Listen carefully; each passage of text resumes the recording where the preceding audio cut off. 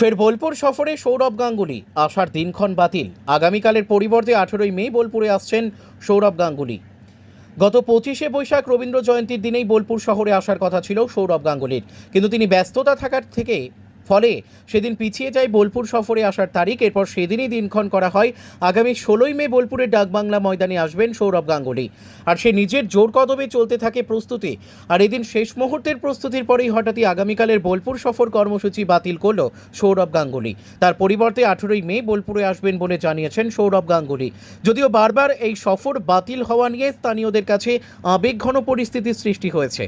Birbhum district sports federation, Bolpur sub division sports federation, বোলপুরের মানুষদের কাছে জানাই যে আমার শুক্রবার 16 তারিখ আসার কথা ছিল বোলপুরে, কিন্তু লাস্ট 2-3 দিন ধরে একটু অসুস্থ হওয়ায়, জ্বর হওয়ায় আমি 16 তারিখ আসতে পারছি না। আমি 18 তারিখ আসবো, অবশ্যই আসবো। আপনাদের সবার সঙ্গে 18 তারিখ আমার দেখা হবে। ভালো থাকবেন, দেখা হবে 18 তারিখ।